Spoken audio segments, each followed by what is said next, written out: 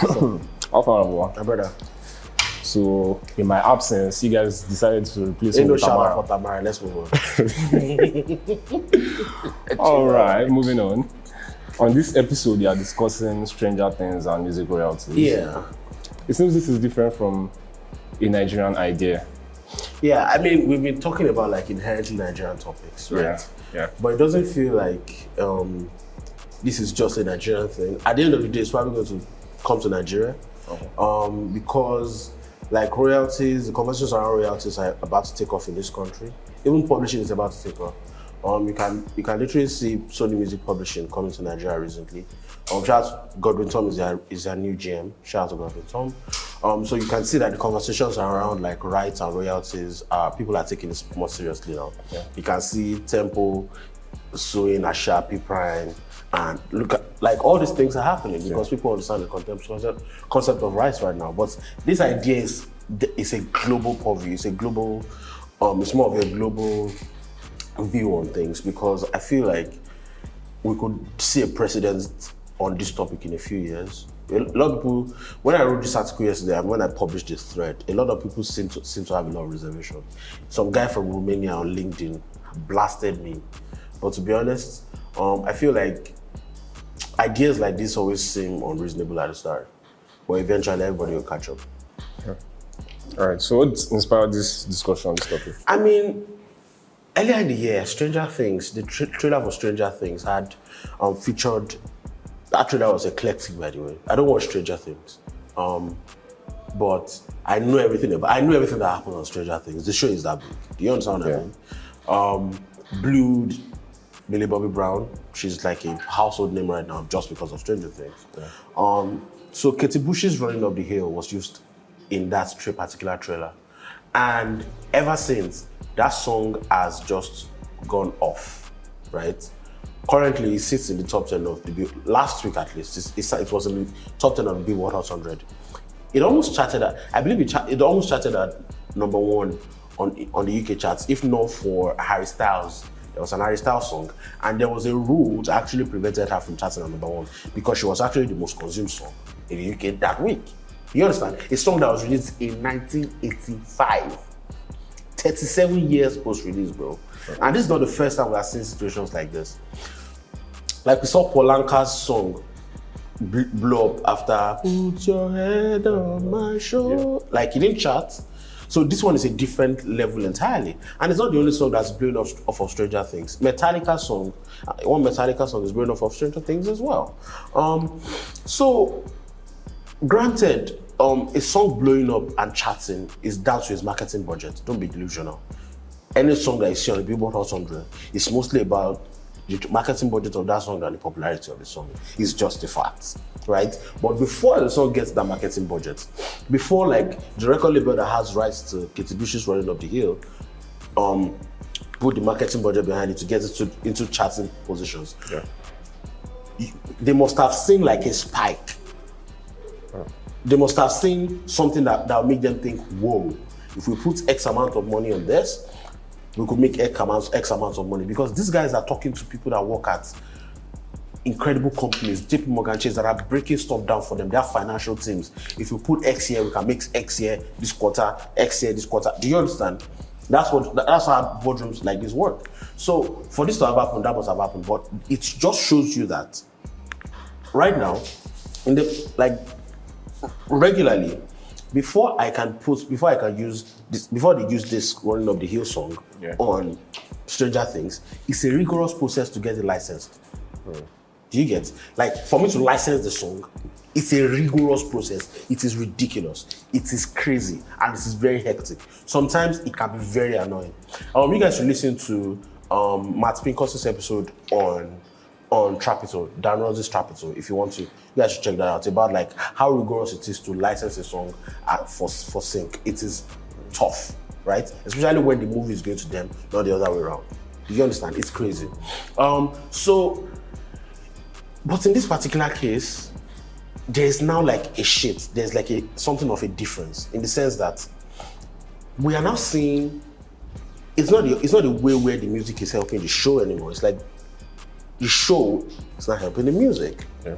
Because now nostalgia is currency in this this generation. Like everything we are seeing now is something that that happened. The 80s, we are basically reliving the 80s in 2020s. The fashion right now is color blocking. That's the 80s. That's the 80s. The type of shades we are using is the 80s. Boot cuts are coming back. Bro, our niggas are still wearing pencil jeans. That's still the 80s. Electro pop is back. The 80s. New Jack Swing came back. That's the 80s. Bro, everything. So we are basically reliving parts of the 80s right now. Top Gun is the biggest movie of the year. The 80s. Right? So it's Stranger Things is premised of the 80s. So this idea of the music helping the movie is not exactly the same thing anymore. Don't get me wrong. Sometimes the music has to have been perfect for that particular scene for them to have used it. But my brother, is that the only song that could have fit into that? And that could have exploded off of that? Is that the only great song that, if you had used any great song that fits that scene, the same thing would have happened. Because Stranger Things is a hugely anticipated show that has a ridiculous amount of marketing budget. The marketing that must have gone into that trailer alone, bro, I don't watch Stranger Things. I've seen that, I saw that trailer like five times the week it dropped. That's huge marketing. Algorithms on smokes. Do you get? So that's the idea of this entire thing. So right now, I feel like the movie is helping the music. It seems crazy. Like a lot of people are going to blast me in the comment section of this episode because they're going to feel like it's taking power away from the creator. But my brother, the question is, what is helping what? Let's move on. All right. So still on 80s inspired art, why do you think these songs worked on Stranger Things? Again, about the 80s. Yeah. And the fact that it's mostly about Stranger Things and the music, to be honest. Okay. Bro, see, the reason why the system of artists getting paid for getting their music used in TV shows is premised on the idea of protecting the interests of the creative. And it's usually like, if I'm tying into your legacy or your art or your creativity to promote mine. That's the premise. And that's why artists have to get paid. And usually, sometimes, it's about the fact that mine came before yours. You understand? And if you think it's interesting enough, your music supervisor thinks it's interesting enough for them to go tap into it, then that means it must be important to you. So I must get paid. That's the simple idea. And that's why in certain situations, even when specific soundtracks are getting made for movies, people are still getting paid. Do you get? Yeah. Like original soundtracks. That's basically the idea. So it's that simple. Okay. But this is not the way it has always been. No, it's not. Like, that's what I just said. Like, in the sense of, it's the standard is that the movie directors, the networks, the showrunners, the producers. I mean, yeah, all of them paying to license the music. Okay. That's how it is, and that's how it should be. But now, in particular situations, it's not always like that. Because guess, the situation of a song that was released within the last 3 years or within the last 5 years, where its streams might not have significantly diminished, is different from a song that was released over 10 years ago, where its streams are completely dead. Okay. It's a totally different scenario. In that particular situation, the only hope for that person to actually make money of that movie is 3 things. One, either a brand uses it, or if someone samples it, or if someone puts it in a movie and brings it back, or if I go on tour and a bunch of young people discover it and they go start streaming it. So it's 4, basically. But in this particular situation, this song was released 37 years ago, bro. 37. It's not like Mariah Carey's All I Want for Christmas that comes back every December. Yeah. It's different. This is a song that mostly nobody would have cared about except on this, especially on this level, if it wasn't used in that. So we need to start. there needs to be a world where, now, guess what? Because of this success, there will now be a scramble for placements in highly anticipated TV shows and their trailers. That's going to be marketing. That's going to be marketing for a lot of shows right now, and for a lot of label execs, because everybody's one-track minded these days. Oh, it's TikTok, everybody's running there. Oh, it's Instagram, it's everybody. Oh, no, it's Snapchat, everybody's running there. Execs, it's one-track mind. No, people are not inventive anymore. So you are going to see a bunch of people try to do this. Yeah. Look at what happened after Polanca's, which I don't know which one came first. Bosse. I don't know. Was it Bosse that came first? Yeah, Bosse came first. Bosse came first, right? Bosse came first. Then Polanca came. Everybody thinks it's organic, but bro, that thing was never organic. Don't be lying to yourself. Even if it started organically, a lot of budget will be behind it for you to blow up on that level, right?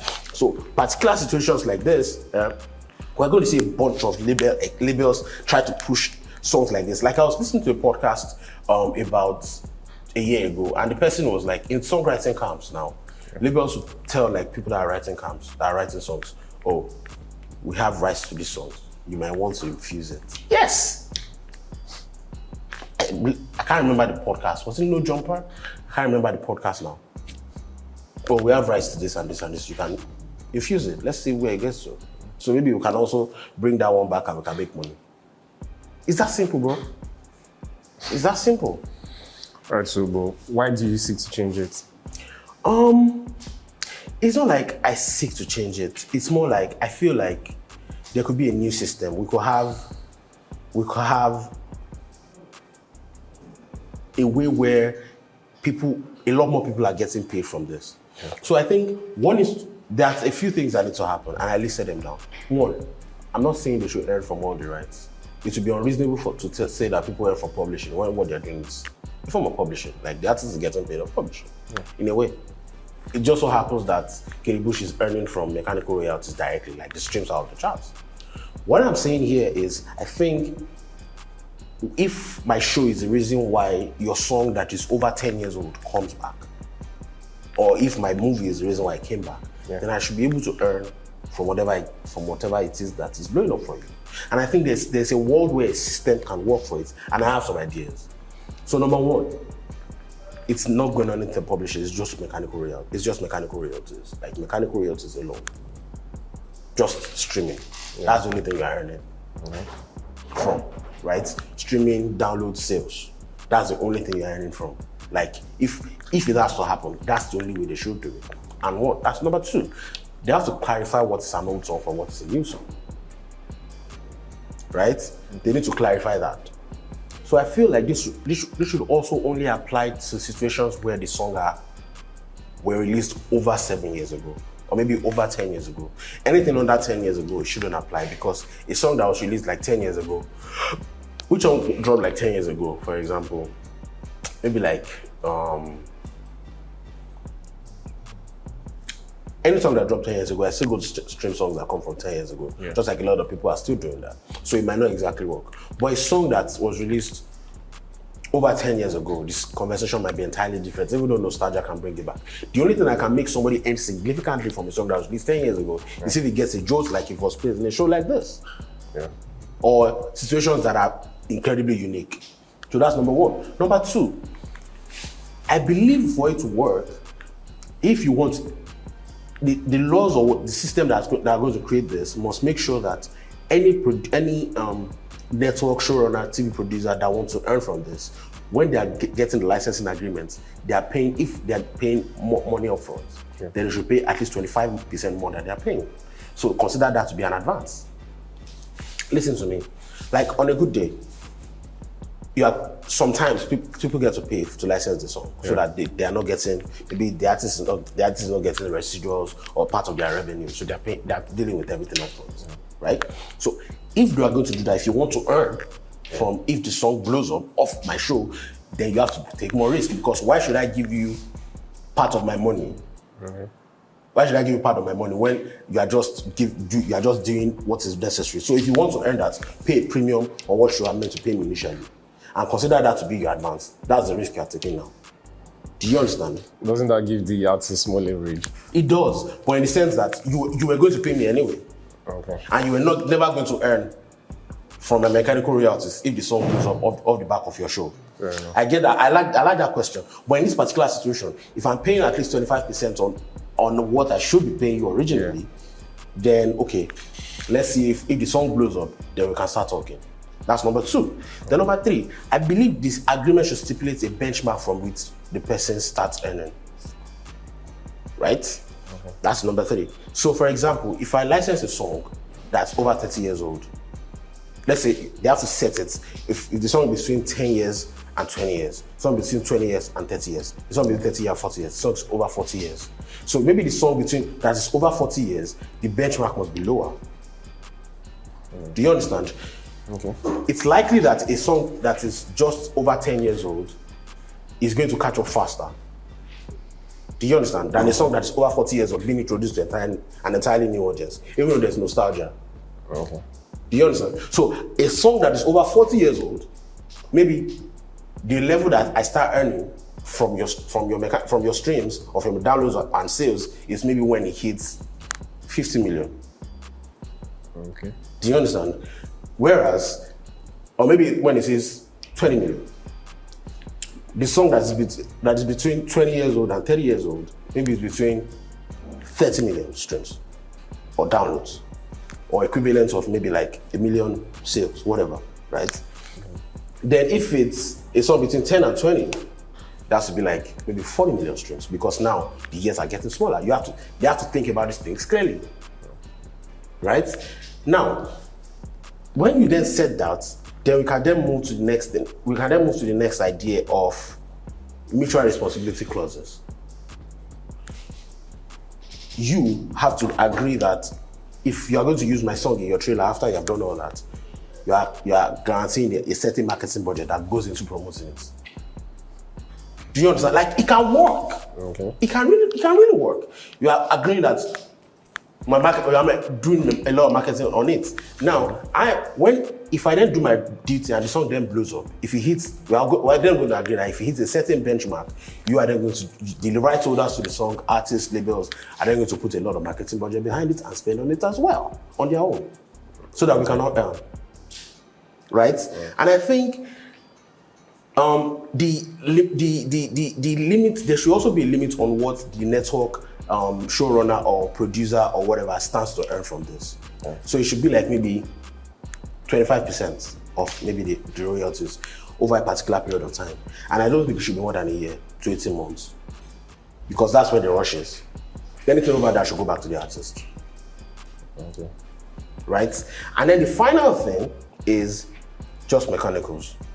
And on anything other than mechanicals. And I think that's basically what the idea is. Because right now, the only thing the producers of Stranger Things have is bragging rights. That's the only thing they have. They're not anything. The song is basically blowing off the back of their show alone. They paid a lot of money to. Bro, they paid a lot of money to. This idea is very radical. It is very wild. A lot of people have a problem with it because they feel like you are leveraging, you are saying that artists should share their money. No, but in this particular case, if I'm the reason why the artist is not making money, for example, then I should be able to earn. Now, I even think that in this particular situation, when the movie producer network or whatever is earning from this particular situation, I think you should even go back to the actors. As actors or actors in that particular scene should get residuals from it. Let everybody be happy. Let it be a synergy. That's what I think, basically. All right. Do you think this could work for movies as well? Yes, I think it should work for movies, to be honest. I really think it should work for movies. But it shouldn't be all the movies. I think there should be a certain type of movies and shows that it should work for. That's my opinion. So I think if it's going to be a TV show, then they need to clarify the type of TV shows.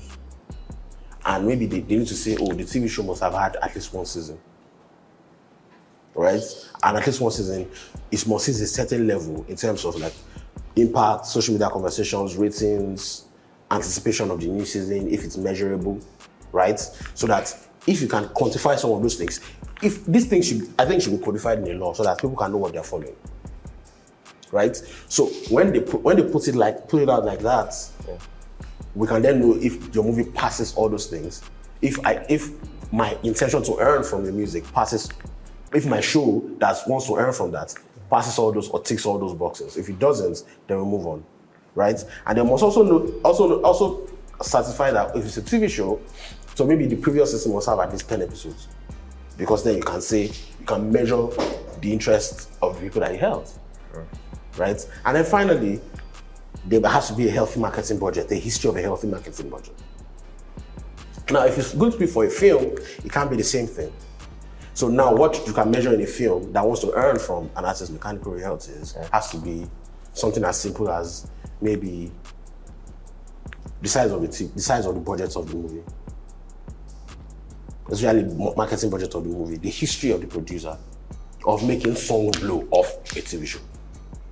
Producers and the directors, and then the type of movies they made in the past, if they have actually done it in the past. If they've done it in the past, then we can have a conversation. Then them and the rights holders to the song can come to an agreement.